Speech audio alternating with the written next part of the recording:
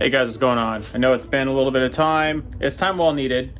We got quite far in the budget build. We did it in a matter of days. I know I haven't been posting a lot, but I had to reorganize this garage. Reorganize the tools, get a few things. And then honestly, what took a little longer was reorganizing my entire data library for editing that, and then upgrading all that. That was a maybe even bigger mess than this. And this is a big mess. But it was all well played off because now I can produce more content and build boats faster. Where something would take me weeks or months, it will now take me days. This took me 3 days. We got significantly far in 3 days, and if I didn't burn out because I'm old, I could have got this thing done in 3 days. But I didn't because I'm old. My hands hurt, my feet hurt, my back hurt. After like binge working, you can only have so many energy drinks before you just can't do it. But anyway, I'll show you what I did do right now. And the full tutorial for this boat will come out next week. But right now it's just an overview to show you what's been done and what you can look forward to in the actual tutorial where we show you step by step how to do everything. So check this out. By the way, still sign up for the boat giveaway. Still time. We're giving that boat away sometime around January. Plenty of time to test it, promote it, make sure it's really good before we end up giving it to one of you lucky individuals. Anybody from any platform who registers for the giveaway can get it. Make sure you click the link below and get into that. All right, so what you see here is it's pretty much 75-80% done. So like the prom parlor, we took the aluminum hatches and we routed out the end here. We'll fix these heinous gaps in with epoxy, but routed in so they're flush in there. Flush with the deck, and then we resin coated these, and when you initially resin coat them, the wood kind of distorts and bubbles up kind of like as if it got rained on, but it stays that way once the resin soaks in. So then you sand all that off until it's even again, and then it's pretty nice and smooth. You resin coat it over it again like glass, and it ends up looking like this. Looks like that. Looks pretty darn good. And then you just gotta scuff that up with like a scouring pad or something, and then hit it with some alcohol, and then turf will stick right onto it. You can also paint this. We did that with the hardwood plywood. So this is all actually that stuff. That's the hardwood that's been kind of sanded and polished. We're gonna paint that in a little bit. This electric box is all wood, just 2x2s and a piece of hardwood, 3/16. So it's all 3/16 inch paneling. It's all pretty light. The paneling by itself, that was 30 bucks. It used to be 15 bucks, used to be a steal.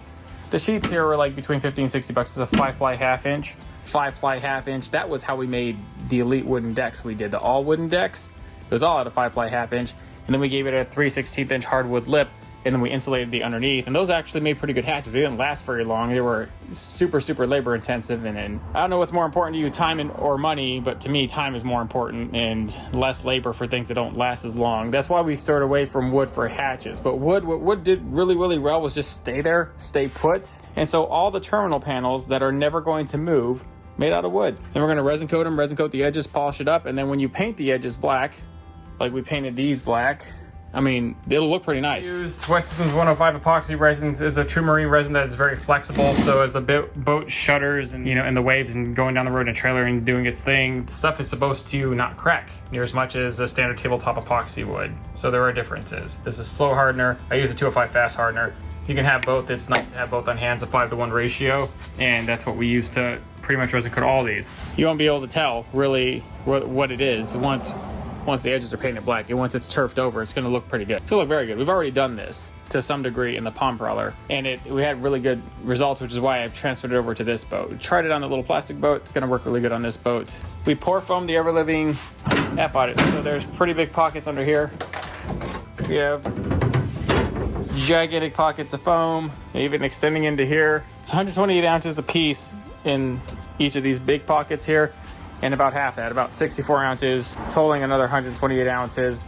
So between this, took just 2 kits. Remember, we put almost 2 kits of pour foam in the subfloor. A lot of people gave me crap about putting pour foam in the subfloor, but USDG standards say that that's what has to be done if you're going to do it. That, like using pink foam board. I know a lot of you guys like pink foam board and styrofoam, and I do like that stuff too, and we do use that on occasion, but really if gasoline gets on that stuff, it melts. It melts, turns to sludge. That's what they make napalm out of.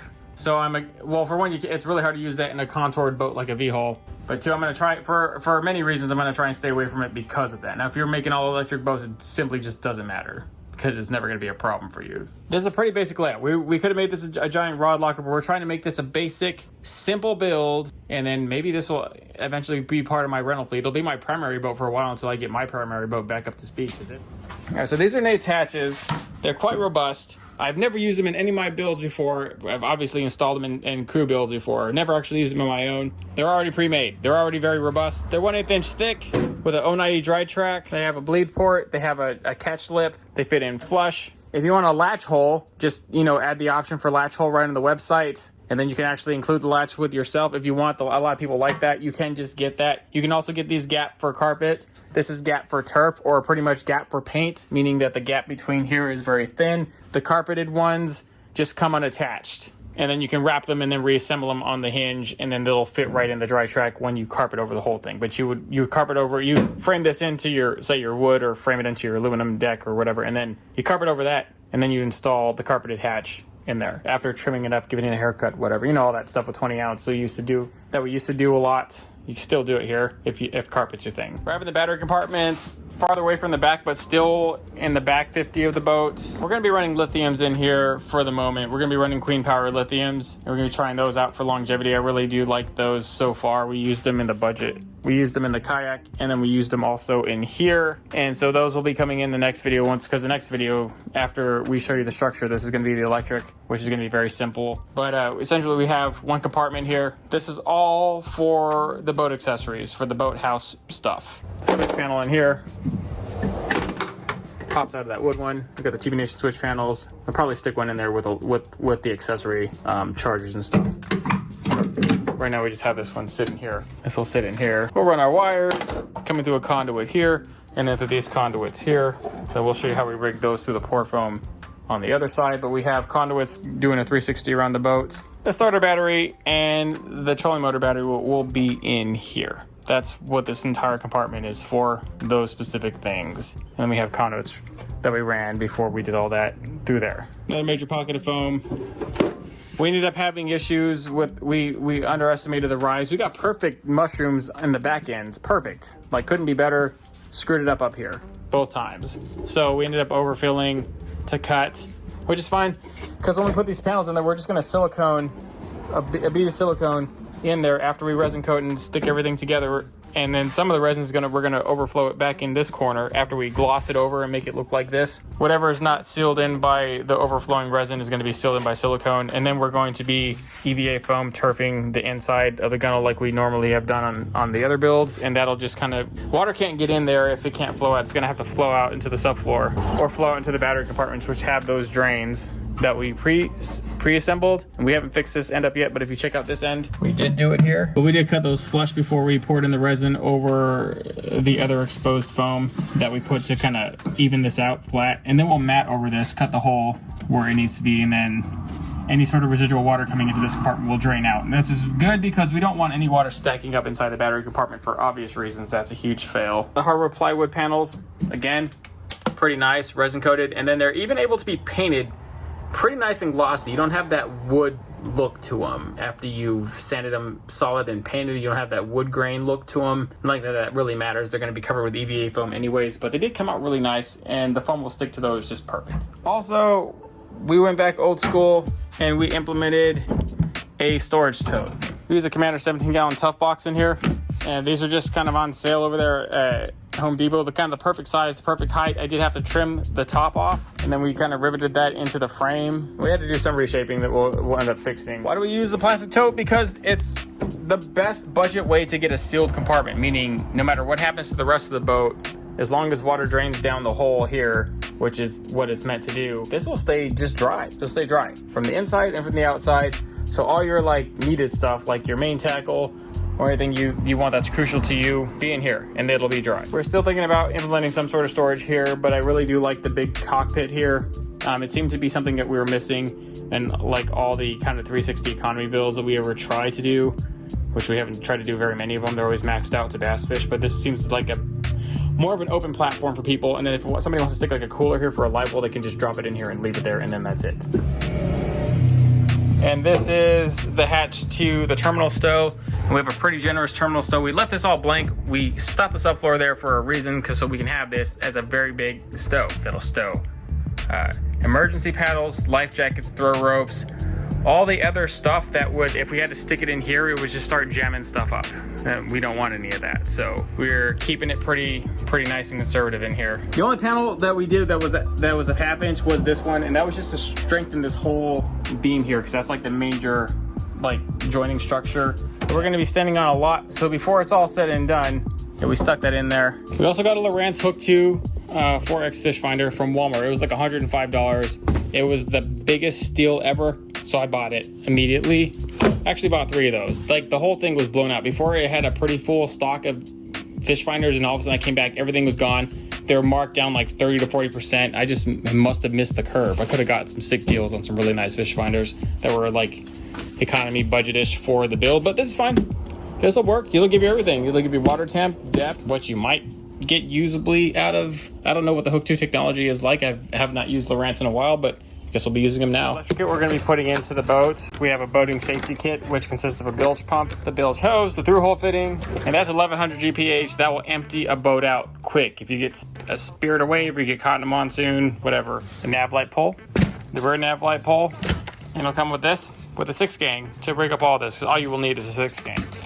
You can run a 12 gang if you plan on running additional LEDs or additional pumps, you know, more advanced setups. We do have 12 gang TP Nation ones now. These are our official ones that we have, that we stock. Come with a cutoff switch and a 60 amp waterproof breaker for the trolling motor. Now I'll be throwing an additional bilge pump in here because I'm very, you know, paranoid about all that. So, you know, the more bilges, the better. So this one is on clearance at Walmart, so I took it. And we have enough 14 gauge wire to run all your accessory lighting and to your pumps. We give you quite a copious amount of 14 gauge. You should have enough to rig all this, some left over. So you just pair this with, you know, a butt connector kit. And we do sell those also. You get all those together and there you go. Enough to wire the entire boat. The only thing we're missing is a drain plug down here. I'll just get that from a hardware store. We'll polish this up a little bit later because, you know, this is all corroded from when we stripped all the paint off. Then once that's all polished and primed, we'll come back and resand this. I got some epoxy primer thinner this time, so this stupid crap, once we sand this flat and we reprimer it, that ain't gonna happen again. Plus, it's also much nicer outside and it's way better temperature to actually paint. Whereas before we tried to paint this in the summer, we knew it wasn't gonna go great. It's 120 degrees outside all the time. The bottom is still good though. Bottom came out, whatever it needed to come out. The bottom is not gonna be terribly well seen. It'll just be very well protected. Turned out to be a pretty good boat. Can't wait to actually use it. Sitting in it, looking at it now, it's gonna be an epic little boat.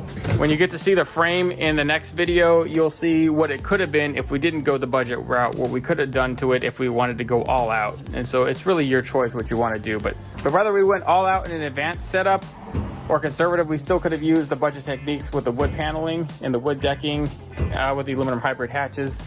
You know, with the aluminum hatches, the whole hybrid combo together, we would have still been able to do that and save quite a bit of money for static paneling. And I know wood doesn't last as long as aluminum, but all the boats that we rip apart, none of those are resin coated. They're all marine grade plywood or they're treated plywood, and none of them are resin coated. None of them. All the ones we've ripped open, that the boats are like 30 years old, you know, and then even then, though you can still see visible signs of wear and tear on them, they still did pretty well for just sitting there. So this boat, if we get 30 years out of this build, that's substantial. I think we absolutely will if we resin coat, if we double coat it and we polish it and we line it with turf and we do what we're supposed to do. We have the drain ports, we stow this correctly, we take care of it. It's going to last a very long time.